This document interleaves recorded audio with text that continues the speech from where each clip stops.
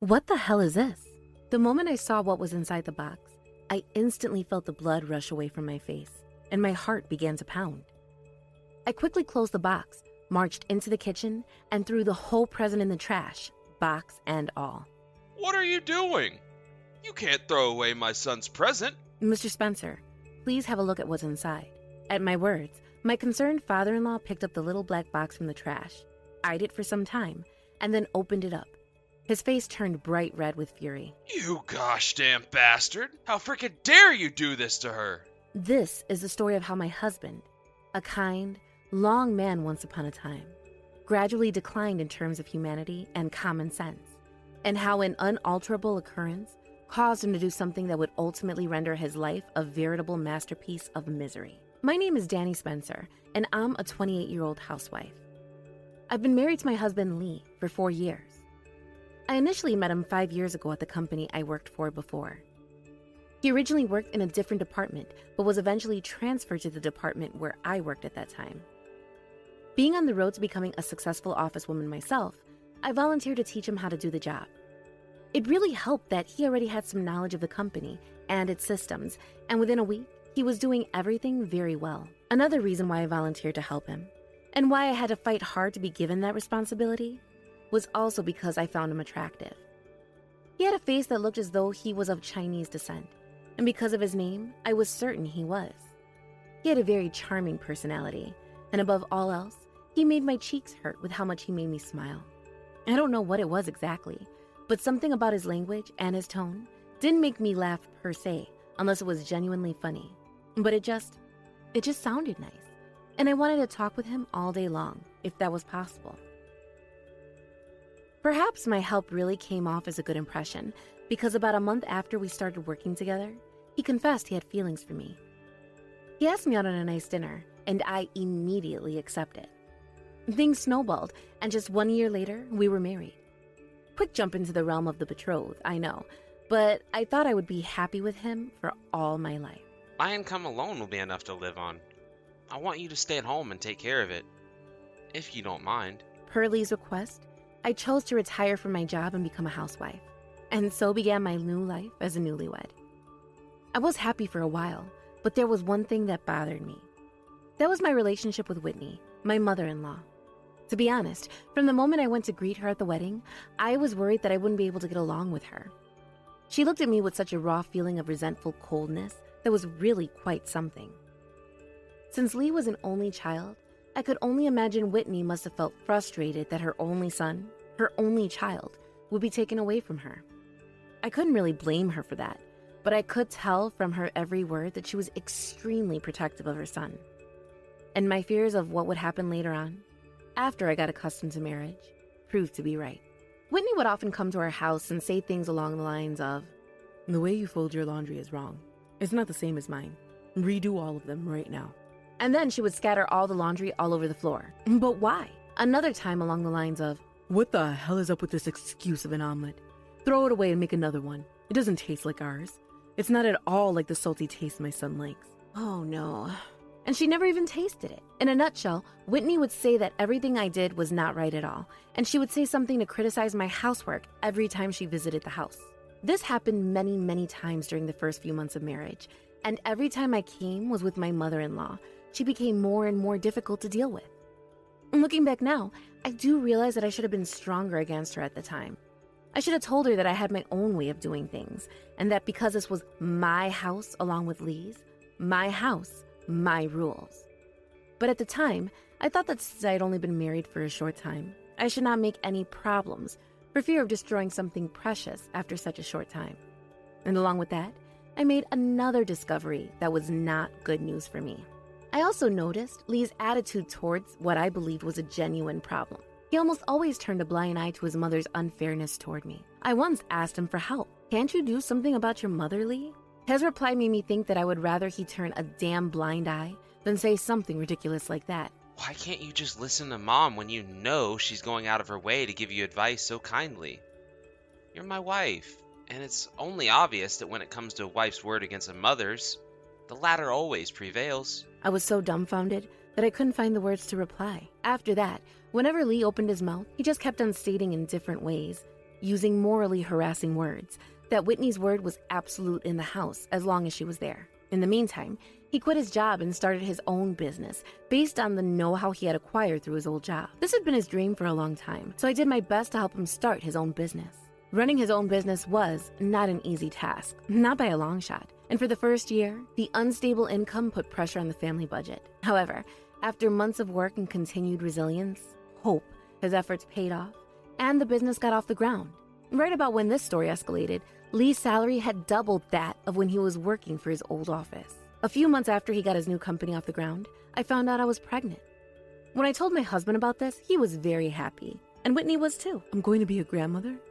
I can't wait to see my first grandchild," my mother-in-law said, jumping and swaying her arms joyfully. After we found out I was pregnant, Lee became much nicer to me than ever before, and he even helped with the housework himself, telling me to take it easy, to rest whenever I didn't feel well, etc., etc., etc. Whitney also frequently brought baby items and gave them to me as gifts. I was relieved that I would no longer have to deal with her harassment and my husband's selfishness in taking mommy's side. But that happiness didn't last long. When I was in my 5th month of pregnancy, I found out the sex of the baby from an ultrasound taken at a medical checkup. And as soon as I walked in through the front door, I reported it to my husband. "Hey, honey, I have some news. I know the sex of our beautiful child." Ah, about time. Well, come on. Tell me we're getting a son. Actually, we're having a daughter, Lee. What? Why? What do you mean, why? I mean, why not? Of course. It's a girl because it's not like I can work magic and make it a boy. Why not a boy, though?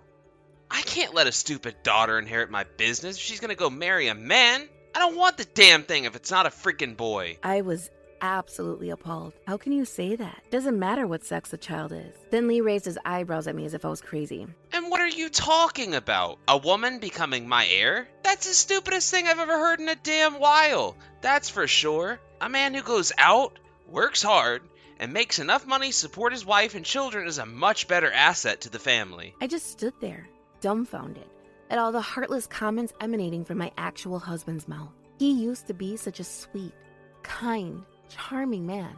What kind of warthog-faced swamp monster was I talking to here? I didn't know a lot of things right then, but one was certain. This was not the man that I'd hoped to spend the rest of my life with. I had no idea that he felt that way about sexes and children. At that moment, I was so angry that my body shook. To make matters worse, it seemed that my mother-in-law had heard about the news that very same day because she called me out of the blue. "What are you trying to accomplish giving birth to a daughter? You realize Lee's company is going strong, and you want to interfere with that by letting this thing into the world? Unacceptable." Whitney also spoke harshly about the fact my baby turned out to be a girl. I was stunned by her words and was disgusted by the two traders' insistence on a male heir and their refusal to be happy that the baby was a girl. I began to feel stressed about it and made it of paramount importance that I keep my distance from Lee and his traitorous mother so as not to influence the baby in a negative way. However, I had not yet decided on a name for the child, so I decided to ask Lee for any suggestions. "What should we name our daughter, Lee?" When I asked him this, he answered in a tedious manner. I don't freaking care. Why don't you do whatever you freaking want? Since you seem to want to bear the bitch, you name the stupid thing. How dare you? What does it matter what her name is, eh? She's still gonna be a freaking girl. It's none of my damn business. Tears welled up in my eyes as I heard those soul-piercing words. My chest tightened and I ran out of the room crying. I promised myself that I would never talk to him about her again. From then on, Lee and I talked less and less. Even so, he never stopped blurting out his sarcastic aspersions towards me. I can't have any good chemistry with that stupid excuse of an executive, for real. I was thinking of making my son my right-hand man someday, but if you hadn't decided to bear a daughter, we wouldn't be worried about the future of the company right now, would we? You're just adding unnecessary worries to my frickin' busy schedule. You're a stay-at-home mom, but instead of supporting my work, you're getting in my way. I don't know what you're enjoying. Lee said in a voice too loud for a soliloquy. I just pretended to not hear him and let him get on with his ridiculous ranting. Then, Whitney even said something even more unbelievable, directly to my face. "Just freaking forget the girl. Have a boy already. If it's not a boy, what's the point of having any children, Danny?" Every time she saw me at home, she was like this. The moment she laid her eyes on me, she was reminded of the somehow scandalous decision of bearing the child anyway, despite her being a daughter instead of a son, and she would go on to insist that I bear a boy as soon as possible. To insist on a male lineage nowadays is quite an anachronism for anyone, let alone parents with a grandchild on the way. I couldn't and I wouldn't answer. Yes, I understand to that bitch. I kept giving vague answers, and each time I saw Whitney, I felt more and more disgusted with her. I managed to keep my spirits up by complaining about them both in my child-rearing diary, which I started keeping after I got pregnant. As I endured these days, I finally gave birth to a beautiful baby girl. When I held her in my hands for the first time, I felt happiness that was impossible to be put to words. I named my beautiful daughter Aurora after my wishes for her to have the brightest, most wonderful life the world has to offer. After leaving the hospital, a party was held in my parents-in-law house to celebrate the birth of my baby girl. It seemed that it was Whitney who had come up with the idea. When I heard about it from Lee, I smiled and said, despite all those hurtful things she said, she's still so happy to have her first grandchild, isn't she? Lee must have been pleased inside too, for he agreed to the idea. I was so happy to hold my own child in my arms that I strangely thought of the two traitors in such an optimistic way. On the day of the party, we were invited to my parents-in-law's house with our baby Aurora. When I opened the door to the living room, a sumptuous meal was laid out on the dining table. This is lovely. Thank you so much. You guys are the stars of the show today. We got a delivery from a famous restaurant. It looks amazing. Bon appetit. While my father-in-law were having a friendly conversation, Whitney was still looking at me with an expression of anger and resentment. I decided not to pay her any attention and instead enjoyed the delicious food and took many pictures of my lovely Aurora in her grandfather's arms. It was a peaceful and happy time, and it was as though all the hard days I had spent so far were a lie. When we were about to bring the party to a close with our bellies full, Lee announced, I have something for Danny. Oh? What is it? He went to the other room and came back with something hidden behind his back. I was so surprised and happy by how sudden the announcement was, along with what Lee's actions here implied. Here you go. And he put a pretty paper bag on the table. What is this? Is it okay for us to open it? Oh, it's just a little congratulations present for Aurora. He pushed the paper bag on the table toward me. Oh, wow. The wrapping's so cute. Thank you, Lee, so much. To get a present from my husband, who hated the idea of having a daughter so much, this was certainly something unexpected and wonderful. I knew my baby would be adorable in his eyes when he saw her. I was glad he changed his mind about Aurora. I cried with relief and joy. I looked inside the paper bag and saw a chic and stylish black box with a beautiful white ribbon wrapped around it. Lovely! And immediately, I excitedly opened the box.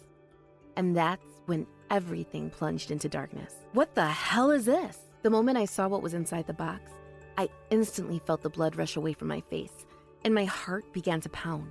I quickly closed the box, marched into the kitchen with trembling hands, and threw the whole present in the trash, box and all. Admittedly, this behavior of mine could be construed inappropriate in the eyes of onlookers, but that box held the most despicable message anyone could have ever written. Leo, my father-in-law, who was watching from across the table, jumped to his feet startled and said, What are you doing? You can't throw away my son's present. Lee bought that present for Danny, didn't he? My mother-in-law, who was standing next to me, followed suit with her husband. That's right. What a thing to do. You're disgusting. Meanwhile, my husband was staring at me with the most evil grin I'd ever seen on his face. I tried to keep my voice down. Mr. Spencer, please have a look at what's inside. At my words, my concerned father-in-law picked up the little black box from the trash, eyed it for some time, and then opened it up. Then he gasped, and his face turned bright red with fury. What in the name of mighty behemoth is this? What did the black box contain, you ask? Well, it was filled with flowers, but not just any flower. Pure, white chrysanthemums. If you don't know, chrysanthemums are considered the flowers of the dead in many cultures around the world. The fact that Lee stuffed a whole lot of flowers into the confines of such a small box goes without saying that he could have been expressing intent of killing his daughter. Contrary to my pale, aghast face, Leo's face turned bright red, and he yelled at Lee. What the hell do you think you're doing? What does it look like? It's a present that expresses how I feel about the frickin' baby. Lee said without a trace of an apology. You know what chrysanthemums are used for, don't you? Of course. I'm sending it to Danny with that in mind. I wanted a son. I have no use for a daughter. She's as good as dead, in my book, and that's why I gave her those flowers. He said flatly. Leo's fist went flying, and Lee was knocked to the ground. What the hell, Dad? What was that for? That's my freaking line, you gosh damn son of a bitch. You have no idea what this means to me. Leo raised his fist to my husband's face again and again, and it was as though he had gone insane. Whitney, who was watching him in horror, finally snapped back in reality and said, Leo, honey, stop this. Stop this at once. Don't you dare lay a hand on him. Whitney, you shut the frick up. Then, at that moment, she said words that made it seem like time had stopped. I'm sure Lee picked out the perfect present for Danny and her stupid insect. At that moment, Leo's fist suddenly froze. 1 second seemed to last a whole year, and in the air in the room had become extremely frigid. Then he turned to glare at her, stood up, strode over to her, and slapped her, silently and deadly. Leo, what? Oh my God, you hit me! He muttered under his breath, his voice dangerously quiet. You've gone mad, you swine. Soon after, my daughter started to cry because of the whole commotion. I looked at Lee and Whitney, and all my emotions exploded. I can't take it anymore. I was a fool to think that you had changed your ways after the birth of our child. I can't tell you how much the two of you tormented me during my pregnancy with your ridiculous insults. Why the frick does it have to be a boy? How can you treat such a precious life so disrespectfully? I can no longer be family with you two psychopathic miscreants. I'm divorcing you, Lee. The temperature dropped even more, if that was even possible. My daughter's crying echoed throughout the house. I tried my best to soothe her. Don't be freaking stupid. What the hell do you think you're talking about? You're a woman, damn it. Even if you divorce me, you won't be able to live on your own. That's right. You were born to be a housewife, and now you're going against Lee? The atrocious buffoons didn't care about Aurora's crying and continued to yell at me. Then Leo, who was biting his lip and trying desperately to hold back tears of embarrassment and shame, slammed on the table so hard that both Lee and his mother screamed. Shut the hell up, or I swear, I will make you shut the hell up. Don't even think about saying anything more that will hurt these two. And, by the way, Whitney, we're done. Danny's completely right. You two are psychopathic miscreants, and I refuse to be family with you pieces of shit. You, Lee, are no son of mine. Whitney's shoulders slumped at her husband's words. You little bitch! You... Leo restrained Lee, who was about to go ballistic with rage. A new strength seemed to have befallen my father-in-law. Lee could do nothing but squirm under his arm, and with both arms around his neck, his breathing became raspy breaths of desperation too. Now, Danny, you must go. We'll discuss the divorce thoroughly later on. Yes, Mr. Spencer. Thank you so much. He nodded. Goodbye, everyone. I promise you I won't let Aurora see you again. I ran out of the house with my daughter in my arms. I made my way home, quickly packed only my personal valuables, and made my way to the station, where I got on a train bound for my parents' neighborhood. Later, Leo came to my parents' house with all the divorce documents and apologized to me. My husband's section was already filled out on the papers, and all I had to do was fill them out and submit them. He then told me that I could ask for alimony and child support as well, so I heeded his words and hired a lawyer. I asked for alimony and child support from Lee. The diary I'd kept during my pregnancy was found to be sufficient evidence of moral harassment. Leo also divorced his own wife, just as he declared that afternoon. Having been kicked out of her house and having no place to stay, Whitney went to the apartment where my husband and I used to live and pressured Lee to let her live with him. Leo disowned his son, and he has no one to ask for help in paying alimony. And financially, it seems to be very difficult times for him. He now works for his own company during the day and works part-time as a traffic warden at night. He also started working as a day laborer at a factory on weekends. But a few days ago, his overwork reached its peak, and he collapsed at his day job at his own company and is currently in the hospital. As for Whitney, she is busy working part-time as a janitor and taking care of her son at the same time. On the other hand, I am now able to raise my daughter with the help of my own parents. The smiling face of my beautiful daughter, who is growing little by little every day, supports me and fills me with happiness. I will always protect your smile, darling, and I'll do everything I can to make sure that you live that wonderful life you have ahead of you. I say as I feed my daughter her milk, staring deeply into her twinkling eyes.